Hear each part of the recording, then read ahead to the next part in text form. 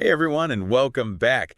You know we like to get into the nitty-gritty here on the Deep Dive, and today's topic is a big one. Buckle up. Yeah, seriously. We're talking about the BRICS nations and all this chatter about them possibly maybe creating their own brand new currency. Definitely a hot topic.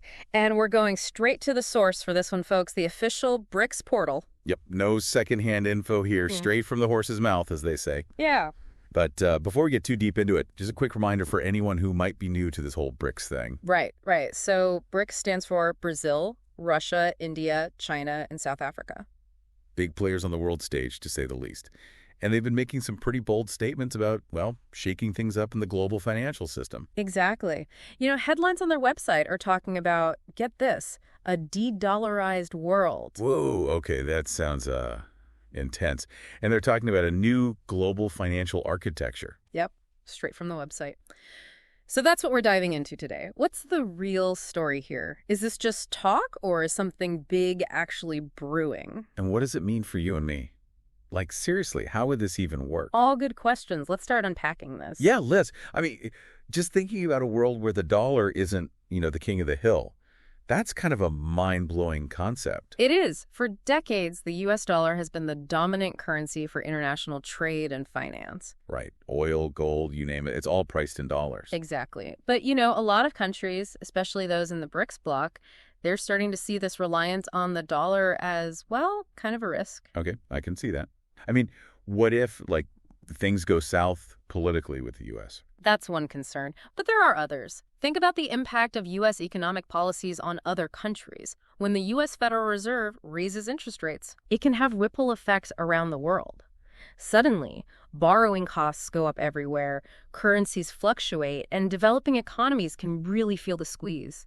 So for BRICS, diversifying away from the dollar, it's about gaining more control, more stability, and protecting themselves from those kinds of external shocks. Makes sense. But, okay, if we're being honest, there's got to be more to it than just, sticking it to the dollar, right? Creating a whole new currency, that's a massive undertaking. Oh, absolutely. It's not just about pushing back against the dollar. It's also about strengthening ties within the bloc itself. Think about it. If BRICS nations are trading more with each other, using their own currency. Exactly. It could simplify transactions, cut down on exchange rate costs, and potentially lead to more economic integration between those countries. Yeah. Like a BRICS economic powerhouse. Precisely. It's about promoting their own economic growth and influence on the world stage. So if all this goes down, let's get real for a minute here. Let's say I'm, checking my bank account online one morning, and boom, there it is.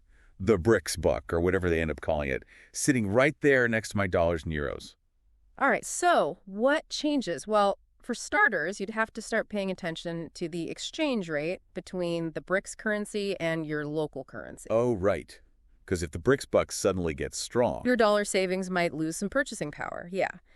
On the flip side, if you're invested in, say, Brazilian or Indian companies, your investments could see a boost. Interesting. So it could be good or bad, depending on how things shake out. Exactly. And think about the impact on prices. If companies start pricing goods and services in this new BRICS currency, things could get kind of unpredictable. Right. Especially in the early stages, there could be a lot of volatility as the market adjusts. Okay, so potential upside, potential downside. Yeah. But let's face it, this whole thing is probably a long shot, right? Oh. Getting all these different countries on the same page. It's a huge challenge, no doubt. And that's where things get really interesting when you start digging into the BRICS website and their statements. Oh, how so? You start to see, some cracks in the facade. It's not all one big happy family pushing towards this common goal.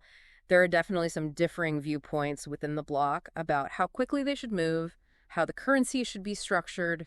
So everyone's not totally on board. Not necessarily. For example, you'll see some countries, like India, emphasizing the need for a gradual approach, focusing on boosting internal trade within BRICS first. Makes sense. Test the waters before taking the full plunge. Right. But then you have others, like Russia, who seem more eager to push for a faster transition away from the dollar. They see this new currency as a way to challenge Western dominance in the financial system. And they've probably got more incentive to do that right now, given everything going on geopolitically. Exactly. So you can see how those different motivations within BRICS could create some friction. Definitely. Okay, so even if they do manage to get everyone on the same page, there's still the whole, actually making this thing work part right? Oh, tons of hurdles there. You got to build trust in this new currency. Investors, businesses, everyday people, they need to feel confident that it's stable, that it holds its value. And then it's not going to suddenly, like, collapse. Right. And that's a tough thing to do when you have a brand new currency. Then there are the technical challenges. How do you set up a reliable exchange rate mechanism? How do the central banks of these 5 very different countries coordinate to manage this thing? It's a massive logistical and technical undertaking. Yeah, this isn't like starting a lemonade stand, that's for sure. So, bottom line, what would it take for this BRICS currency to actually, like, take off and become a real player? Well, first and foremost, they need to present a united front. If the world sees BRICS bickering amongst themselves, or if the technical foundation is shaky, it's going to be tough to gain any real traction. Yeah, no one's going to trust a currency that's built on, like, a shaky foundation. Exactly. Then there's the issue of acceptance beyond the BRICS borders. Will major economies like the EU or Japan be willing to adopt this new currency? That's a big question mark. It is. And that acceptance will depend on a lot of factors. How stable the BRICS currency is, how transparent the system is, the overall economic health of the BRICS nations. So lots of ifs, ands, or buts. A whole lot of them. It's going to be a fascinating story to watch unfold, that's for sure. Absolutely. To wrap this up, the BRICS nations are, without a doubt, a force to be reckoned with. Yeah. And this idea of a new global currency, well, it's a huge deal. Game changer, potentially. Yeah, totally. But whether it actually happens and what it'll look like, those are questions that, well, only time will tell. One thing's for sure, though. It raises some really interesting questions for all of us. Yeah. Like what?